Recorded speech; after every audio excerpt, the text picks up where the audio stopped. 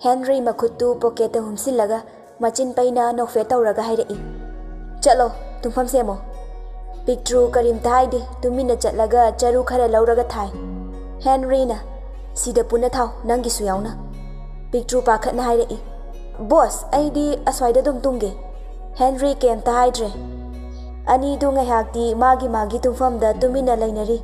Henry di tumbadi laire dana Piktru da yenglaga dum lay. Tanjadu da Henry gi mathakta kakcheng ama karai. Madu uvada Henry matam kuina thapna khraba allergy do amu haurakle. Henry ti khatana laurai. As yadre.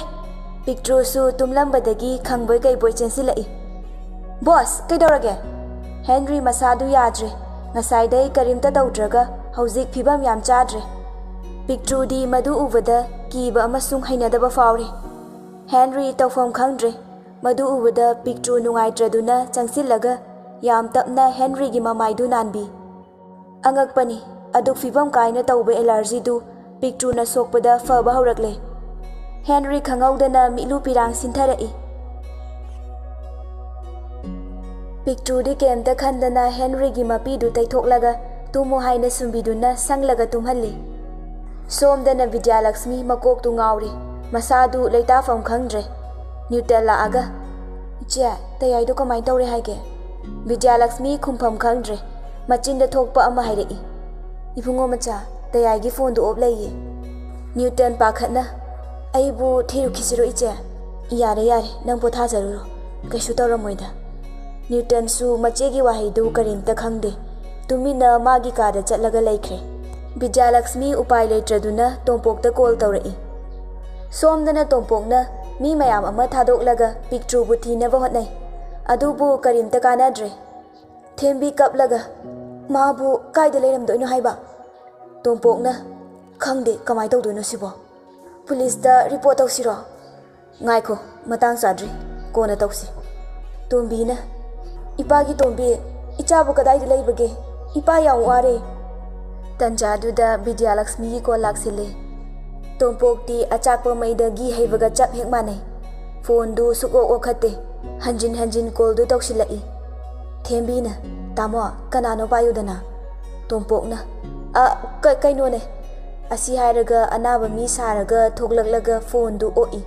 Tompok na kaino nang taw. Makha tadringai Divyaluxmi yam pakhana hairei. Yambo aikhoi naudo nupi chele. Tompok pisum ani du suktoklaga hangai. Nupi di kana Piktru ne. Wahai du tabada tompok mamit ani du lauthoklai. Aduga asengbro. Hoi mane. Tompok ichamna hangba saraga. Kaida lei haige moibo. Divyaluxmi di karimta khangjaba nate. Ipang kai hairei. Waroi jingda lei haye. Wahai du tabada tompok akhaba minok amaga loina na hairei. Yes, nang ay kanano haibado khangani dana. Divyaluxmi ngakna. Yambo kaibuno. Kaishu nate. Fore thamo ay thabay am chille. Si hairaga phone du kakthale. Tompok mana mi khara neklaga waroi chingda thakre. Aduga lanjadaba saraga thembi khoida kapsinaraga hairei. Somda Piktru do faraga thangmi haye. Thembi ngakna. Kaino haisibo kanana no. Tompokna masi Henry gi khujin thawra ngaktani. Mana chendu gi tawrini. Thembina magadi yam thina yeknabani. Aduga kamdongna chendoiba. Fattaba migi haunaba tompok tu yam haisingna hairei. Mana chelidu revenge ni. Nusidana chenba natte. Mana magi makhada minai oina leinaba tawrini. Thembi di mai haure. Kari mana ikhoibu lairabani haiduna asuk sittaba. Police ta paum ta piyo. Tompokna yam faba saraga hairei. Adumaina tawba yade. Aigi ija sokani. Aduna hayeng ayung nganta lawba chase. Aduga 50 lakhs piyo hayo. Madudi ay pamde. Piktru na su yaroye. Isagi ijatpu paisa na mahut sinbadi yaroy. Tompok su kay no khara ngangnaraga mayumda hannaba thorei. Thembina tamo nang yumda hanba ngamdoiro nasaduga. Kaishu tawroye ay adum ngamni. Asi hairaga tompok hankre. Thongal hek yaubaga magi phone du lauthoklaga call tawi. Hello, SB ra. Mane sir. Hauzibak Henry khoida yam thuna chatlo. Aduga ani du ngai hak wari sanaraba matungda phone thamnakre machinda solai. Henry, aina nangbu manghangani. Aduga nangi property mayam si aigini. Nachedi kabok kabok hongaga. Si hairaga tompok yam hautaba minok ama noglai. Somdana Piktru di Henry sumlambadagi tumthakre. Henry mikap tholakpaga Piktru su magi manakta tumduna leirambadu ubada. Thamoigi mihul su chongba horai. Tanjaduda tompoki mi singdu manak naksilakpagum tawi. Henry khonjel du tabada haife thoklaga yengi. Madu ubada Piktru amu haudui. Oi, tabrase mitpangose. Piktru mamitu noiraga hairai. Charang kaino mangda Tarzandu kana phuri. Aduga nangna mu kaino ha. Henry Piktru gi mamaida tapna thai. Oi, gyan tarabo nangbo. Piktru gyan laktuna fuk hagwalai. Adubu makoktuna Henry da amu yesali. Piktru na, ayo sire. Henry na, yaivan aingonda yairaga nangna naraba. Piktru machindu khumdogi tawrai. Henry langanu haina machindu mengi tawi. Adubu Piktru di wakhal ayaukre. Piktru di makhut aniduna masadu khumjillaga Henry na kai tawkhibagi maongdani. Piktru kappaga, kaino nang khalisi ha. Henry khulai thuna sangsillaga Piktru gi machindu mensilli aduga tumil layu haina ingit tawi. Piktru su mi lakpagi makholu tare. Lakliba mi singdu moi anibu koithi thiri. Nupa singduna sanga malairi badu ubada hairai. Sida sanga malairi. Haifedi ngusidana. Henry Piktru gi khudang du pairaga chingduna cheli. Piktru tumina adum inai. Laivak thiva haigadra aniduna sangdagi tholakpaga Piktru amu khudi thizili. Ayo khonjal adu tabada nupa singdu adalari kwashilo. Piktru di makhongdu naduna chatpa ngamdre. Henry kanararoi khanduna Piktru bu famlaga cheli. Henry khara songma mafam amada sangsillaga maduda oina lotli. Piktru di kiduna kappaga hairai. Aikhoi kamai tawdoino? Henry na, aishu gyan tadre.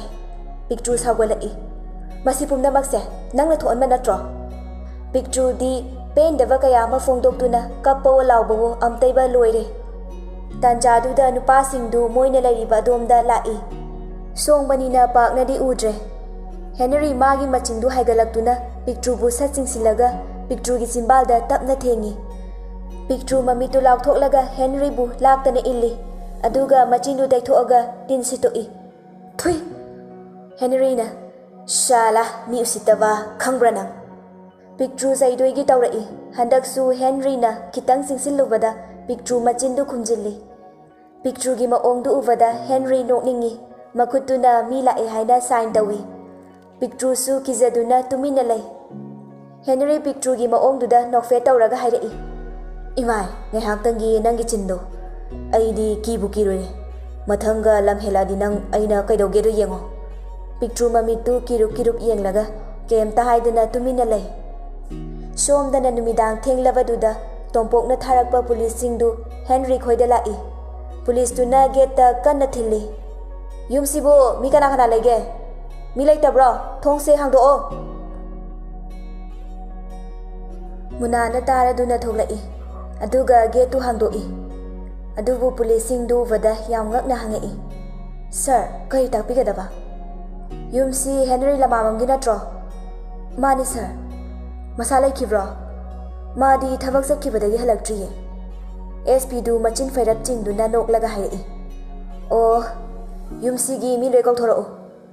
Muna su kari tawrabano khanduna pakhatli. Yumgi mi mayam du kauthoi. James Newton khoi uvada police tuna hairai. Sir koi somda nupi mayumna case ama thangalai. Wahai du tabada Divyaluxmi pakhatle. Atai di kemta khangmanate. James na, kaide nupia, kaigi case. Sir Henry na nupi masana yadana fai haina report tawrame. Newton na, kaino haisibo, kaide nupino. Police tuna, Piktru kawi hai, ngai khong khulendagi. Bisnupur daine. Magi family gi side gi 50 lakhs demand tawre. Wahai du tabada imungdu mai hore. Divyaluxmi na, aikhoi nupi masaga amta unakhige. Aduga kona khanarase. Police tuna, noi gumba imungda macha nupi thajadau nate haye. Mafana mathong khangdana nupi lising mu lolaga tukat chai kaina hai.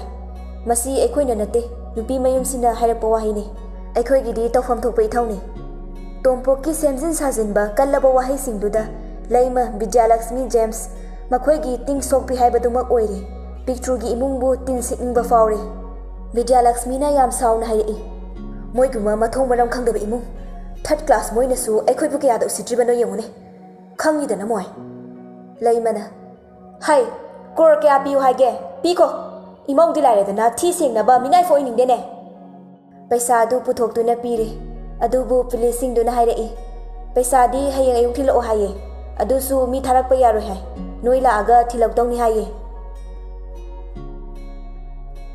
ꯃꯌꯥꯝꯗꯨ ꯃꯩ ꯍꯧꯔꯦ ꯄꯨꯂꯤꯁꯁꯤꯡꯗꯨꯁꯨ ꯆꯠꯈ꯭ꯔꯦ ꯃꯣꯏꯁꯨ ꯋꯥ ꯀꯌꯥ ꯈꯟꯅꯩ ꯑꯗꯨꯒ ꯍꯦꯟꯔꯤꯗꯁꯨ phone ꯇꯧꯏ ꯐꯣꯟꯁꯨ ꯑꯣꯞ ꯑꯗꯨꯝ ꯂꯩꯔꯦ ꯃꯌꯥꯝꯗꯨ ꯃꯊꯥ ꯁꯥꯟꯅꯔꯦ ꯅꯨꯃꯤꯠꯇꯨꯃ ꯑꯁꯨꯝꯅ ꯍꯧꯈ꯭ꯔꯦ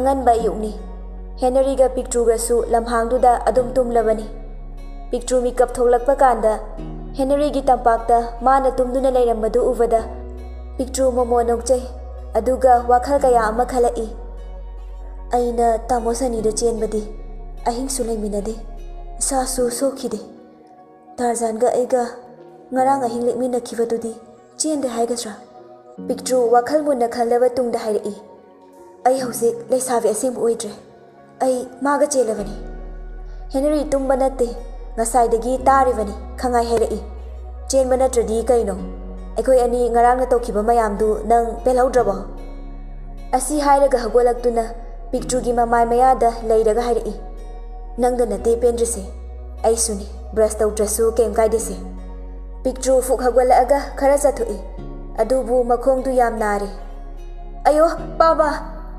ꯍꯦꯅꯔꯤꯁꯨ ꯆꯪꯁꯤꯜꯂꯛꯏ ꯄꯤꯛꯇ꯭ꯔꯨ ꯃꯆꯤꯟꯗꯨ ꯈꯨꯝꯃꯒ ꯅꯪ ꯑꯗꯨꯃꯥꯏꯅ ꯇꯧꯅꯨ ꯍꯥꯏꯕ ꯍꯦꯅꯔꯤ ꯅꯣꯛꯂꯒ ꯍꯥꯏꯔꯛꯏ ꯇꯧꯅꯨ ꯍꯥꯏꯔꯗꯤ ꯆꯦꯟꯕꯁꯤ ꯅꯁꯥꯅ ꯌꯥꯔꯕꯣ ꯄꯤꯛꯇ꯭ꯔꯨ ꯁꯨꯛꯇꯣꯛꯂꯒ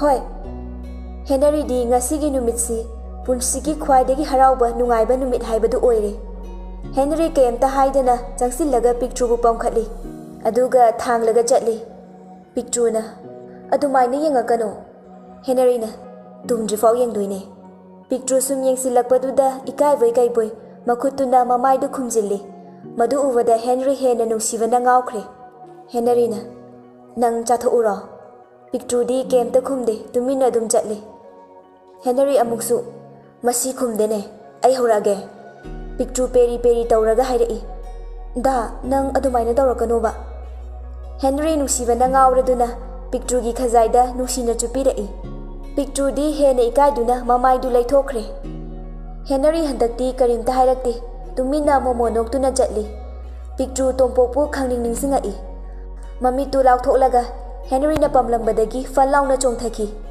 ꯍꯦꯅꯔꯤ ꯉꯛꯅ ꯀꯩꯗꯧꯔꯒꯦ ꯅꯈꯣꯡ ꯅꯥꯏ ꯍꯥꯏꯗꯥꯏꯅꯦ ꯄꯤꯛꯇ꯭ꯔꯨꯅ ꯀꯔꯤꯝ ꯇꯧꯗꯦ ꯑꯩ ꯑꯗꯨꯝ ꯆꯠꯆꯒꯦ ꯁꯤ ꯍꯥꯏꯔꯒ ꯄꯤꯛꯇ꯭ꯔꯨꯗꯨ ꯃꯈꯣꯡꯗꯨ ꯁꯦꯛ ꯁꯦꯛꯇꯅ ꯆꯠꯂꯤ ꯇꯥꯟꯖꯥꯗꯨꯗ ꯇꯣꯝꯄꯣꯛꯀꯤ ꯃꯤꯗꯤ ꯃꯣꯏꯕꯨ ꯊꯤꯕ ꯂꯦꯞꯇꯦ ꯍꯦꯅꯔꯤꯁꯨ ꯃꯃꯤꯠ ꯃꯅꯥ ꯁꯤꯡꯕ ꯃꯤꯅꯤ ꯃꯗꯨ ꯎꯕꯗ ꯄꯤꯛꯇ꯭ꯔꯨꯒꯤ ꯃꯆꯤꯟꯗꯨ ꯃꯦꯜꯂꯒ ꯏꯪꯒꯤꯠ ꯇꯧꯏ ꯑꯅꯤꯗꯨ ꯂꯣꯟꯅ ꯆꯦꯜꯂꯤ ꯅꯨꯄꯥꯁꯤꯡꯗꯨꯁꯨ ꯎꯔꯦ ꯑꯥꯗ ꯂꯩꯔꯦ ꯁꯤ ꯍꯥꯏꯔꯒ ꯇꯥꯟꯅꯔꯛꯏ ꯍꯦꯅꯔꯤ ꯈꯨꯠꯂꯩ ꯊꯨꯅ ꯄꯤꯛꯇ꯭ꯔꯨꯕꯨ ꯄꯝꯈꯠꯂꯒ ꯍꯣꯠꯇꯅ ꯆꯦꯜꯂꯤ ꯁꯨꯝ ꯆꯦꯜꯂꯛꯄꯗ ꯂꯝꯕꯤ ꯇꯥꯕ ꯍꯧꯔꯛꯂꯦ ꯅꯨꯄꯥꯁꯤꯡꯗꯨꯅ ꯍꯦꯟꯅ ꯌꯥꯡꯅ ꯆꯦꯜꯂꯛꯄꯅ ꯍꯦꯅꯔꯤꯒ ꯄꯤꯛꯇ꯭ꯔꯨꯒꯁꯨ ꯀꯣꯟꯁꯤꯟꯗꯨꯅ ꯐꯥꯔꯦ ꯅꯨꯄꯥ ꯑꯃꯅ ꯀꯔꯦꯝꯅꯅ ꯍꯥꯏꯔꯛꯏ ꯑꯣꯏ ꯐꯖꯕꯤ ꯁꯤꯗ ꯂꯥꯎ ꯍꯦꯅꯔꯤꯅ ꯅꯣꯏ ꯀꯅꯥ ꯀꯅꯥꯅꯣ ꯑꯩꯈꯣꯏꯕꯨ ꯀꯣꯏꯁꯟ ꯁꯦꯟꯅꯔꯤꯁꯦ ꯀꯩꯒꯤꯅꯣ ꯅꯨꯄꯥ ꯑꯃꯅ ꯆꯪꯁꯤꯜꯂꯒ ꯄꯤꯛꯇ꯭ꯔꯨꯒꯤ ꯈꯨꯗꯥꯡꯗ ꯇꯥꯞ ꯐꯥꯏ ꯑꯗꯨꯒ ꯂꯥꯛꯑꯣꯗꯅ ꯑꯩꯈꯣꯏꯗ ꯆꯠꯁꯦ ꯍꯦꯅꯔꯤ ꯄꯤꯛꯇ꯭ꯔꯨꯕꯨ ꯁꯣꯛꯂꯛꯄꯗꯩ ꯃꯩ ꯍꯧꯔꯛꯂꯦ ꯅꯨꯄꯥꯗꯨꯒꯤ ꯃꯃꯥꯏꯗ ꯀꯤꯟꯅ ꯊꯤꯟꯖꯜꯂꯤ ꯃꯌꯥꯝꯗꯨ ꯑꯃ ꯐꯨꯕ ꯍꯧꯔꯛꯄꯗꯒꯤ ꯂꯣꯏꯅ ꯆꯦꯟꯁꯤꯜꯂꯛꯏ ꯍꯦꯅꯔꯤꯁꯨ ꯑꯔꯥꯏꯕ ꯃꯤ ꯅꯠꯇꯦ ꯅꯨꯄꯥꯁꯤꯡꯗꯨꯒ ꯂꯣꯏꯅ ꯐꯨꯒꯥꯏꯅꯩ ꯈꯪꯍꯧꯗꯦ ꯍꯦꯅꯔꯤꯒꯤ ꯃꯀꯣꯛꯇ ꯎꯇꯨꯞ ꯑꯃꯅ ꯌꯥꯝ ꯀꯟꯅ ꯊꯣꯝꯃꯛꯏ ꯃꯗꯨ ꯎꯕꯗ ꯄꯤꯛꯇ꯭ꯔꯨ ꯇꯤꯈꯠꯇꯅ ꯂꯥꯎꯔꯛꯏ ꯕꯣꯁ ꯍꯦꯅꯔꯤꯕꯨ ꯃꯌꯥꯝ ꯆꯪꯗꯅ ꯐꯥꯔꯦ ꯑꯗꯨꯒ ꯐꯨꯕ ꯍꯧꯏ ꯁꯣꯝꯗ ꯕꯤꯗ꯭ꯌꯥꯂꯛꯁꯃꯤ ꯇꯣꯝꯄꯣꯛꯀ ꯋꯥꯔꯤ ꯀꯟꯅ ꯁꯥꯟꯅꯔꯤ ꯌꯥꯝꯕꯣꯡ ꯑꯩꯅ ꯄꯨꯂꯤꯁ ꯈꯔ ꯊꯥꯈ꯭ꯔꯕꯅꯤ ꯇꯣꯝꯄꯣꯛꯅ ꯐꯔꯦ ꯐꯔꯦ ꯑꯗꯨꯗꯤ ꯃꯣꯏꯅ ꯃꯥꯏꯊꯤꯖꯔꯅꯤ ꯑꯩꯗꯤ ꯌꯥꯝ ꯁꯥꯎꯅꯤꯡꯉꯤ ꯃꯣꯏ ꯏꯃꯨꯡꯗꯣ ꯑꯩꯅ ꯈꯜꯂꯨꯁꯤꯒ ꯌꯥꯝ ꯊꯤꯅ ꯈꯦꯠꯅꯈ꯭ꯔꯦ ꯍꯥꯏꯕ Moi sidi amu hana khongul ta halono. Ado yambo ai thamage. Moi romda sel thin basu jatoine. Asi hairaga phone du thamkhre. Tompong mathanda momo noklaga police kharada phone tawi. Sir, Tompokna hawjingma waroi jingda chatlu. Aduga Henry bu mayumda thillu. Maya wari sanaraga phone du thamnakhre. Police sing dusu yam thuna lakbana maram oiraga Divyaluxmi na thaba police sing dudagi Tompoki na hale. Som the Henry bu makut pullaga moi kharana Piktru bu salak tamna bo honari. Maya maraktagi nupa aman hairei. Hoi adu tawno. Horen boss na lana musanani. Henry du mayam jangdena fubagi ihing na hingsari bani. Boss ka falakpaduda pisumani du suktok laga. Kanano boss haide. Nupa amana. Nang di hauzi haladoini. Aduga mana boss ki. Henry wakhalda wahang kaya ama hangzai. Kanagumba amagi khuzin thorang oiramgadra haina khalai. Mifata singduna nongmai namlaga kaptoigi tawrai. Piktru kappaga nupa singdugi makhong pairaga haizai. Dada, noi dumaina tawbigano. Magi thawaidadi kanbiyo. Henry di Piktru na adumaiga tawraga thawai chakpa helai. Thamoi sokna hairai. Nang adumaina tawgano. Kaigi haizarino. Aibu moina hatkreso hatkrasano. Talaktuda police ki gari ama thauzilaklaga blank fire tawrai. Ngaiko amta lengba yaroi. Nupa singdu amata chen manang haudre loina question khre. SP na noi khara Henry se gari dhap chalo. Aduga nupi masa siga mifata singduna loina thadokre. Henry ga Piktru gadi gari dhap katuna mayumda puduna lai. Piktru kappaga Henry gi makhutu chena paisille. Henry su minudagi pirang sinthana hairai. Nang aibu thadokduna chatkinu ko. Piktru na chatloye. Ai kaidonungda chatloye. SP na kaino nangbu sani da cheladai ne. Piktru na aiga maga chenbadi maming tagine. Pauhan basu lakpa natte. Adubu boss kaiga chenbadi asengbagine. Wahai du tabade Henry mamonokche. Aduga tapna hairai. Ado aigi nakta adum layuko. Laidoine. Somdana Divyaluxmi Newton ga Piktru khoida lai. Thembi di moi ubada sauningle. Tompokna hu khara kamsilakpaga. Divyaluxmi yam tapna fazaba wahida hairai. Ichan Thembi na thiba khonda hairai. Piktru kadaino. Noin hekta yumse pan mem ong tawrise kaigino. Divyaluxmi sauningba kaya fatharaga yam ingna hairai. Moi launaba police khara thakre laani. Se lupa lak mangani. Wasi yam chawthoknaragumse. Paisaga pirakpadudadi Thembi du achakpa maidagi haijinbagum thokre. Noi nei khoise lairabani haina asu usitrisibu kaigino. Divyaluxmi su khangma ngamaktre. Oi, kari wangang sangangno. Wadu fazana ngangba tamo. Aikhoidi noibu kai oidanu sitoiba. Thembi su mai hore. Khut yaudeda khai aroibida khanarai. Newton su machebu khamdoknaba kanna hotnai. Divyaluxmi na se paisa yam pamdai ne. Nasagi zetpu sel na maman piraga yoni khallibe nangi nakokto. Adugi nakokto nabu kayam zuko chanege. Nupa kayada nangsu nasagi zat yonkrage.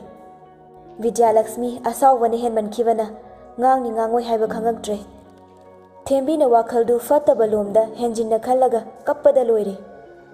Divyaluxmi thawai chakpa hen manmana sor honma ngamaktre. Newton su pakhatuna Divyaluxmi bu yam thuna yumda puduna halakle. Divyaluxmi bu doctor kauraga laikatnaraba matung khara hantharaklaba kanda Henry su policing duga gari thauzilai. Madu ubada yumgi mi mayamdu loina thoklai. Divyaluxmi su sauna thoklai.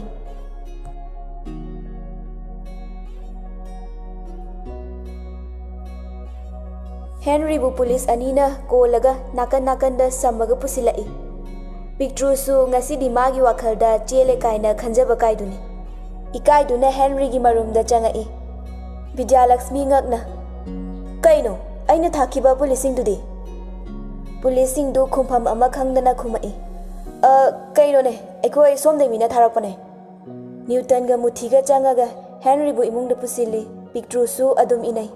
Laimana ngai khonang kaiduna changida. Henry tapna ima ma aiga chele Nilamsu yausilai. Noigumba nupi mathong maram khangdabi oktabigi leifamna ti amase. Piktru mapi zadum taraga hairei. Inamma ai boss ka chele. Nilamna Shia chele kaina he yumsida amuhana khongul tabe yaroi nang. Henry yam nungaitana hairei. Kaino noina ngangi duba aiga maga ngarang chele. Mayam changdana Piktru bu amuktai ba loire. Ngangbada taba ngamdaba wahai kaya. Henry anaba asokpaduga makhada phamaga kappi.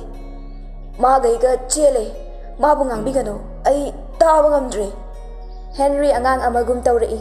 Kappaga chatkinu haina masa sonbaduna Piktru gi makuttu chetna pai. Piktru su Henry bu thadokpinu haibagi matagum kanna paisille. Mayam changdana Piktru amadi Henry bu chingthoknaba kanna hotnai. Piktru kappaga kanna paisille. Dada ai bu thadokpigano. Henry su magi pangalamata thokpa ngamdre. Iche mabu thindokpigino iche. Mayam changaga Piktru bu athiba wahai kaya haiduna namduna chinglaga puraga chatkre. Piktru di thamoi machet tana kaire. Magi thamoi kainaba wahai wata kaya duna Piktru chatke haina makhong thangba haurai. Madu ubada Henry pakhatna kablai. Iche mabu mukta khambiyo. Ai ma yaudana hingba ngamoye. Divyaluxmi su nungaibadi natte. Adubu thembigi waising adu ningsinglaklaga hairai. Chatkrasano. Ma masane yade haina ngarangdai police ka tharei. Henry di thazaba khara watli. Kaino madi aiga dum laye. Kamdauna masane yade hairai ba. Divyaluxmi na ngarang police na haiba thembi na ngalakpa mayamdu loina tammi. Adubu Henry di thazaba ngamde. Masi kanagumba amagi khuzin thaurang oiramni haibagi thazaba lai. Piktru su kappaga chatki. Henry kappaga chattanaba kayara khana haizai. Nangna aibu thadoktuna chatloi hairaga kaigi aibu thadoktuna chatlino. Moina thajadrasu aidi nangbu thajaye ngai khuo. Piktru di asawbane henmandana kemta hana yengamdana kappaga chatkre. Divyaluxmi su Henry bu themnaba kanna hotnai. Now moina paisa piwana pikre. Yam thina lemdabe imungni. Henry kappaga macheda hairei. Paisa kaya piyo haino. Pise. Che ai maga kainabadi ngamoye. Newtonda mu onsilaklaga. Ibungo macha nang mabo mutta khamo chalo.